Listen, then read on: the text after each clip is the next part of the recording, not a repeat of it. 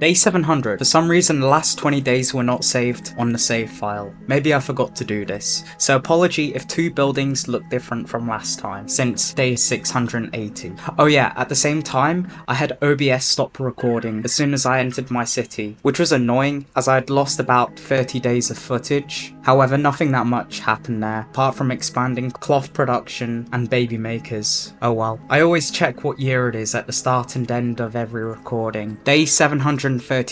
I checked my population to see that the leading cause of death was insanity, despite taking large measures to deal with this. Unfortunately, you can't ban Amevians from TikTok. Day 733. Another event occurred, boosting fish production by 30% while also doubling the mortality rate. Basically undoing all of my efforts from the last 30 days. This game, I swear to a fury.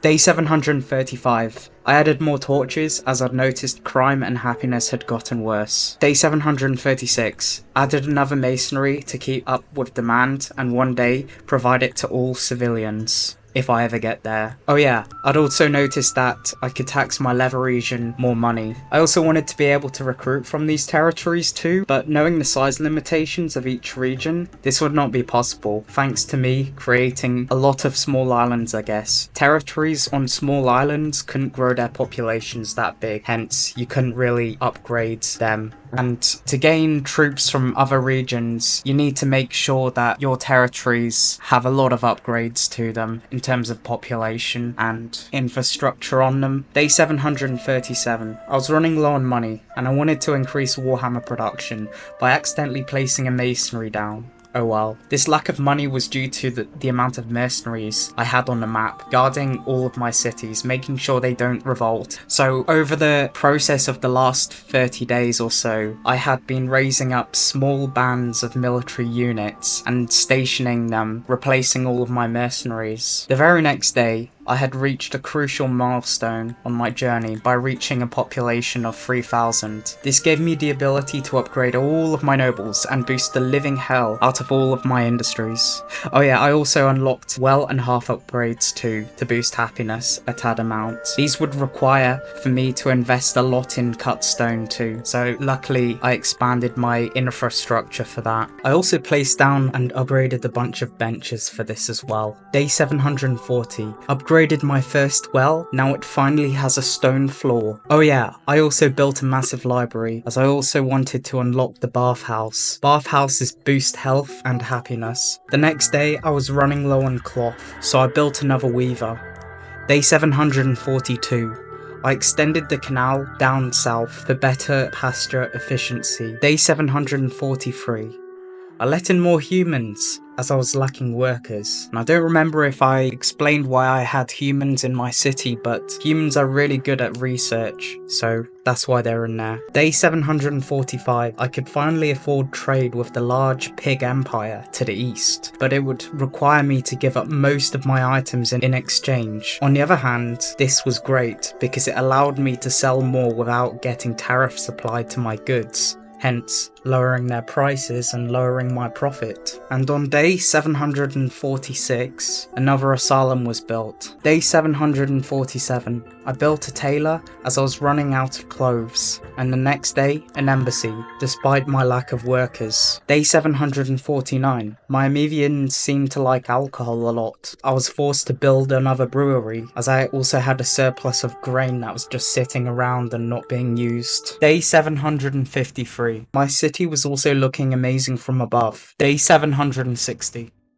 After some time, I gave up trying to unlock the bathhouse and instead invested in lab upgrades and lab tools. This would produce an unholy amount of innovation that can be used to speed up production of multiple different goods that can be used to sell and to also be used by my general population. After that, I upgraded 2 labs to start with, and already noticed the massive benefits of this. Day 761. 2 industrial accidents occurred, setting my population back by a couple dozen. Admittedly, these were also really funny to watch. Maybe I'm just a psychopath, who knows. I was doing everything in my power to boost my population, but unfortunately, this occurred. Day 765. Finally, I could make use of my innovation points even more. Day 766. A vegetable farm was built. Day 767. I unlocked the mechanic, allowing me to produce gears, which sold for over 1,000 denarii each. Very good in terms of profit. Day 768.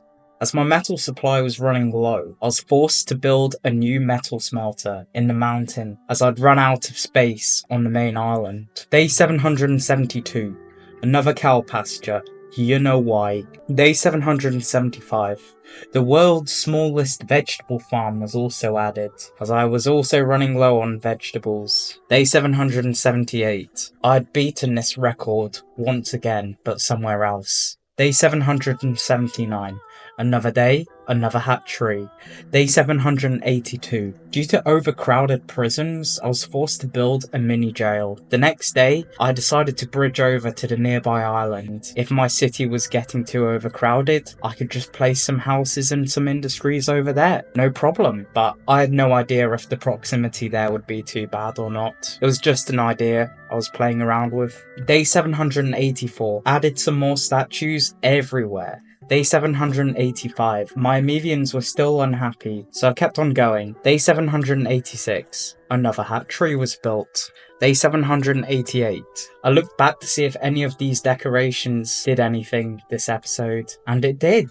My statue axis rose by 3%. So on day 789, I kept on going, feeling proud about myself for once. Day 792 was making progress and was going to cover the whole map in torches if I needed to. Also, the stage event was over, which was good for my population, I guess. I could finally return back to normal and keep on growing my population since this event affected my immigration rate. Day 794, I finally upgraded the region and kept trying to grow the population further. Day 795, with all of these upgraded labs, I was going to need much more clay, and I was running low, so I hired more workers to do this. Day 796. I started work on the mechanic in the mountain. You're probably wondering why I don't use Dondorians for their race bonuses. Well, it's because Amevians hate slavery and they hate Dondorians as well. Those two races do not mix, so that's why you've only got humans and Amevians. Amevians and humans also hate each other, but I'm not risking adding in more races. Day 797. All of a sudden, refining tech became really cheap, so I made sure to exploit this if I could wait for more innovation to come through. Day 799.